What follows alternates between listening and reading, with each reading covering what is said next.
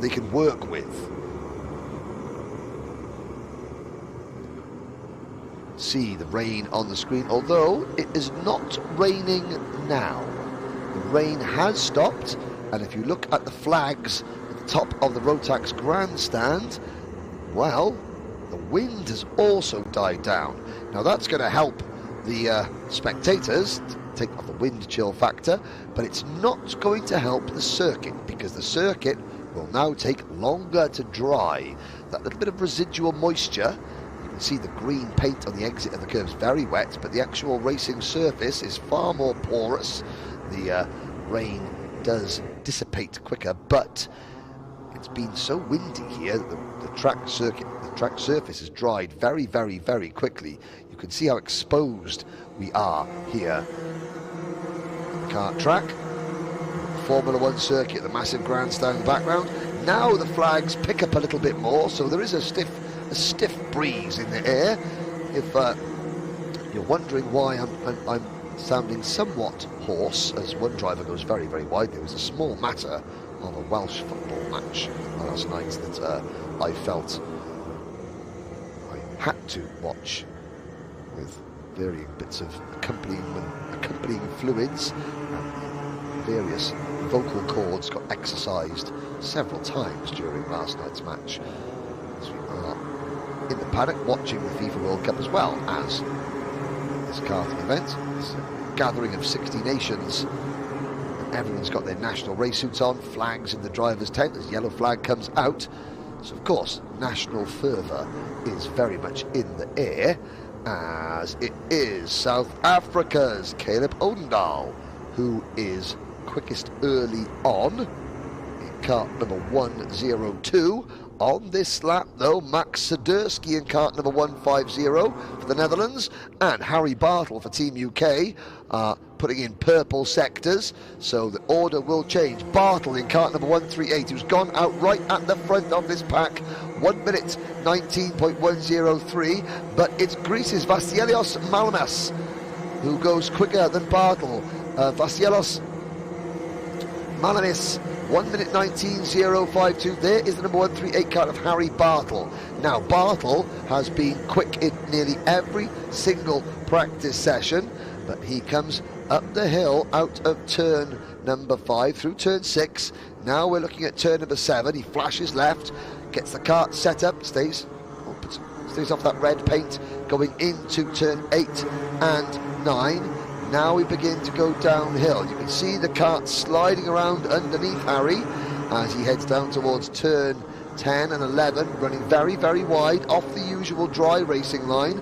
That's where the grip is in the wet, because of course all the rubber that's been laid down, when that rubber on the racing line gets wet, the oils come up and it's very, very slippery indeed. So you stay off the traditional dry racing line when it's rainy. You'll see him over the curb, using a lot of curb there. That tries to help turn the kart.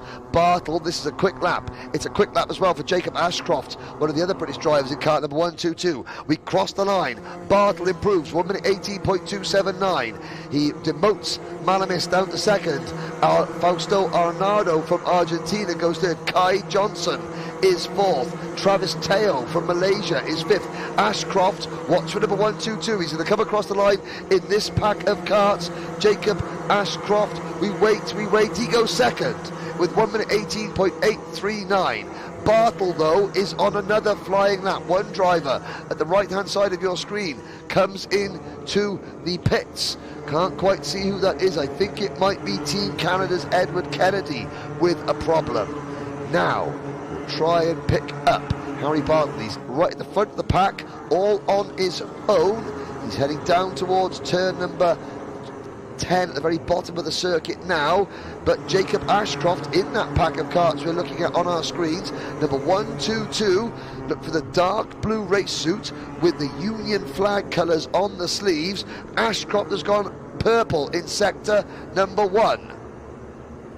That means that he's not struggling to breathe, but he has gone purple because that is the fastest sector of anybody in this session. You can see that the clock is on him as he heads up split time number 2. It's decent. No, he's lost ground. He's lost a lot of ground through sector number 2. So that lap has gone away from number 122, Jacob Ashcroft. And Kai Johnson for Team USA goes third in kart number 132. There is, down the hill, I believe that's the number 138 kart, the blue race suit. That is Harry Bartle. Yes, indeed it is. Some of these drivers have got their wet suits on over their national team colours, which makes it harder to identify, but Bartle, you can see with the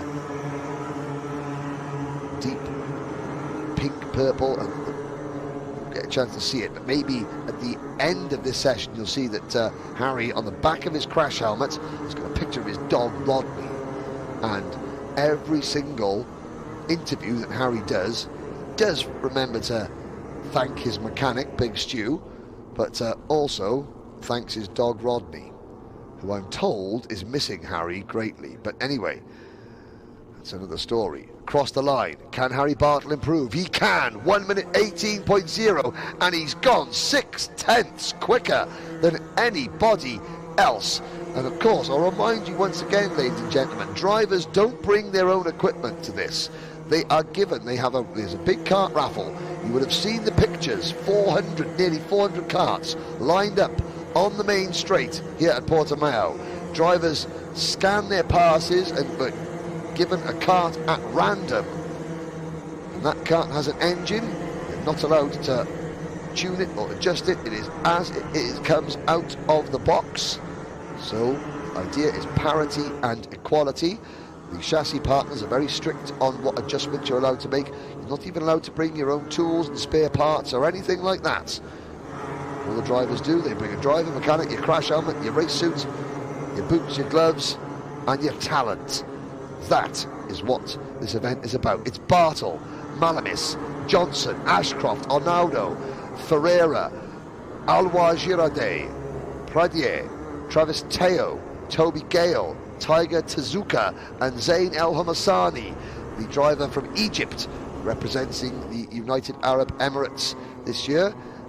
You're thinking, well, if a driver is from one country but he's representing another, how is that possible? The drivers' flags, their nation, is based on their license. So Zain El Hamasani, born in Egypt, but now based in Dubai. He runs with a UAE license, so therefore he represents the UAE here in this event. It's not done by the country of birth, it's done on where your license is from. So Harry Bartle and Jacob Ashcroft now goes to P2. They're trying to match a 1 minute 17.497, which is what Christopher El Fagali did in the first session. Checkered flag goes out. Bartle is going to get an extra lap in. Bartle, he doesn't need it though, he can save his tyres. Everybody else takes the checkered flag. Harry Bartle, this lap is only for outright pole position. Can he get it? He hasn't taken the checkered flag yet. He will come onto your screen. So just as Christopher El Fagali did in the first group, Bartle, by virtue of just getting off the grid and going out at the front, he does get an extra lap in. Will this take him to outright pole position? He needs to find 0.6 of a second. The answer is no, it doesn't. But Bartle still leads session number 2, and he leads it by half a second over his fellow British driver, Jacob Ashcroft from Greece. And it's great to see such a big Greek team here. It's one of their biggest teams we've had in many a year in the grand finals. It's Vasileios Malamis in third position. Now we look as the drivers come in. There is Alwa Girardet in kart number 134, getting out of his kart. His father, Jean-Pierre Girardet, was one of the contenders in the Mojo tyre changing competition. We'll mention that a little bit later on. We look down, there is the very distinctive black, yellow, green and red Team Lithuania race suit, and that is of driver Arnas Kaplikas. Arnas Kaplikas finished that session 17th fastest. Number 166 karts, just going through your screens there, that is Zain El Hamasani. Here we are, the provisional Minimax even numbered results. Harry Bartle and Jacob Ashcroft lead at 1-2 for